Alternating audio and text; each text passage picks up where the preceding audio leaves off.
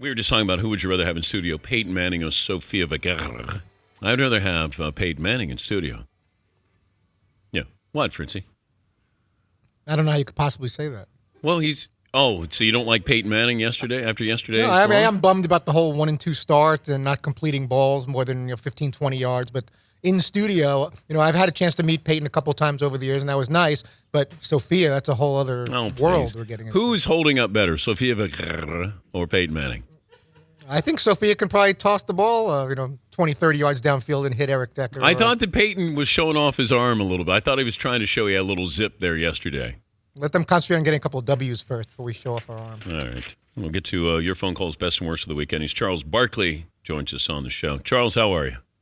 Bro, that might, I was on hold. That might be the stupidest thing I've ever heard you say. About Sofia Vergara? Sofia Vergara and Peyton Manning? Yeah. That might be the stupidest thing I've ever heard you say. Well, look, I just want to look at Sofia Vergara. I don't want to talk to her. Why? I'd rather talk to Peyton. He would be interesting. About what? First of all, you and Peyton Manning have nothing in common. He's like a Microsoft computer, and you're like a typewriter. Y'all have nothing in common. That's why I'm going to ask him questions so I can be. I'm trying to better myself. Please, man, if you get a chance, listen. If you get a chance, first of all, how about this? If you get Sofia Vergara in studio, count Chuck in. Count Chuck in. I'm coming in that day. Prettiest woman you've ever seen in person.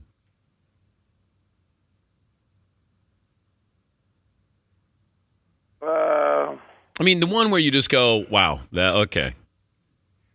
Jennifer Lopez is like that. Did you think you had a shot with her? No. But she's just got a beautiful face. I've seen a bunch of models and actresses who are not attractive when you see them. They make up pretty, as we call them. But she has she's a very nice lady, too, but she's a beautiful girl. Most famous person you've met? I met, I think I'm friends with President Obama, and but I knew him before he was the president. But President Clinton makes me nervous when I've been around him. If you could hang with President Obama or President Clinton? Oh, it'd be fun. I actually think I think they're two of the normal guys I've ever met, celebrity-wise. But you've been around celebrities who are not normal. Yeah, but you got to pick. They can't relax and have a good time. Yeah. But I think President Clinton and especially President Obama, I think they can go sit with anybody and be normal and have a good time. I think that President Clinton might have a little bit more fun. I think President Obama is a little more. I haven't spent a ton of time with President Clinton, but I like him a lot as a person. But President Obama is a really normal guy. I mean, obviously he's the president, but he could just sit around and grab a beer and talk about different things. He's Charles Barkley joining us, Dan Patrick Show. You bought into the Arizona Cardinals? Dan, I thought I watched that whole game yesterday. I was really impressed with Arizona. I think that, that division, I'm really looking forward to the Monday night game tonight because I want to see Seattle. But if Seattle can win tonight, which I don't think they will, think about this. The 49ers, Arizona, and Seattle, man, that division has flipped and turned into a great division. Yeah. I mean, Arizona's defense is playing out of their mind. They were awesome yesterday. Michael Vick cannot continue to play this way, Chuck. He cannot. He's going to get – first of all, he's going to get hurt. They're missing so many people on the offensive line. And he's got to change. First of all, and the reason not doing him any favors. No. I mean, they only ran the ball 5 times, I think, in the whole first half yesterday. And he was getting brutalized. But, they lost their center. They lost Jason Peters. It's going to be very interesting next week when that ferocious line from the Giants come to town. I might have to watch that game. I might have to go to that game because I want to. But he got to get rid of the ball, Dan, plain and simple. He's got to play better. How would you take advantage as a player if you had replacement officials? Well, I think you just try to push the envelope a little bit because they're going to be hesitant to toss you. As a star NBA player, you get away with a little bit more. They're reluctant to foul you out. and they're reluctant to toss you. So I'd probably push the envelope a little bit more. But I think it's just a normal thing because these guys are like so terrified to call penalties. Because people are starting to complain now. They're calling 2-minute penalties. So you can see like the players are like, okay, I'm gonna push the envelope a little bit because they read the newspaper. I always tell you when you hear jocks say, I don't read the newspaper or watch television. First of all, they're always lying. Everybody watch television and read the newspaper. So these referees are the exact same way. Because you remember, going back in my day, Pat Riley and Phil Jackson were the best. Like when they were playing in the playoffs, they would say something that they knew was going to get back to the referees, and they were sitting around the hotel. And psychologically, it does have an effect on refs, I think, sometimes. Who would you have preferred to play for, Phil Jackson or Pat Riley? Oh, that's a great question. I don't think there's a right or wrong answer on that question, to be honest with you. I think, me and Phil probably could have smoked a little weed together at some point, maybe down, but Pat, they both just great coaches. But as far as hanging out, drinking some beer and smoking some doobies, I'd probably rather hang with Phil. While you were playing with him, do you think that you could say, do you want to get high? No, I was like, Coach, can I come visit you in Montana? Because you can't smoke during the season. I said, can I come up to Montana and have some fun with you? So you'd go into his teepee with him?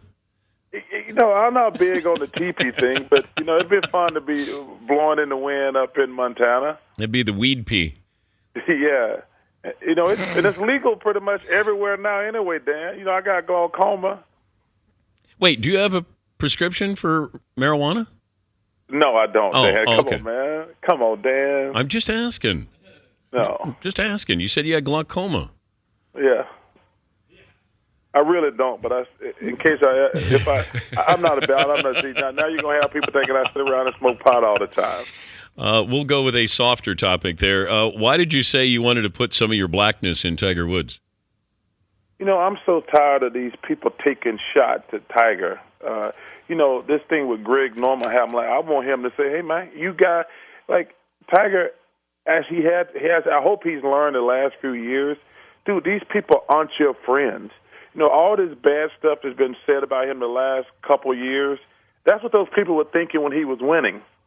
But when he was struggling, that gave them the right to say that. And now he's had a terrific year, and people are still taking shots at him. I want him to defend himself. I want him to tell Greg Norman to kiss his ass. That's what I want. I want him, hey, listen, dude, you just can't say anything to me. I want him to get some Charles Barkley in him. You just, like, Dan, I got arrested like 7 or 8 times for fighting. I never felt guilty. I ain't worried about what these people think about me. And he should have said something to Greg Norman. You just can't take shots all the time. And he's just been taking shots, trying to take the high road. Dude, take the low road.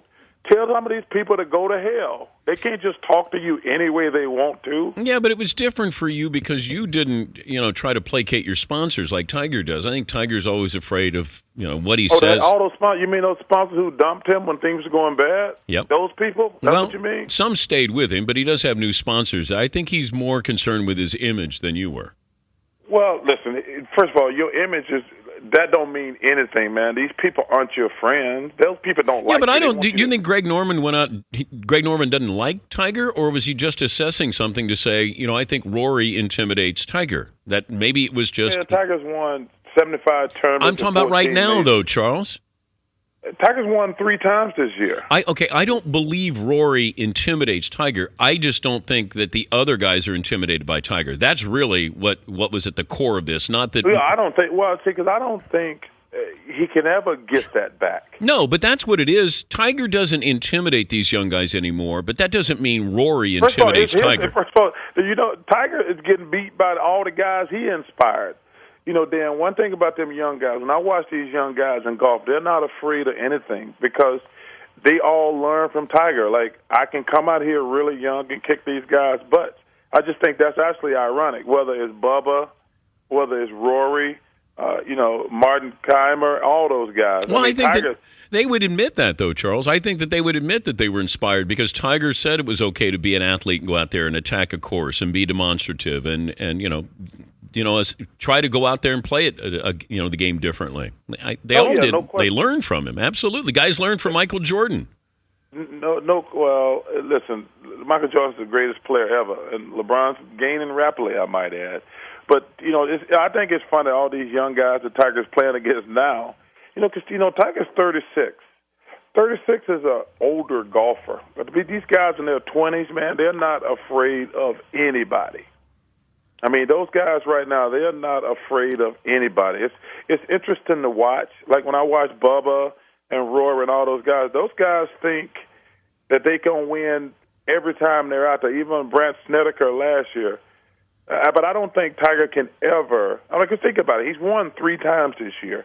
He just hadn't won a major, so he's clearly back. I mean, him and Rory, I think the only 2 people have won 3 times. Well, he's not back. What do you mean he's not back? When he wins a major, he's back. Dan, it's going to be very difficult.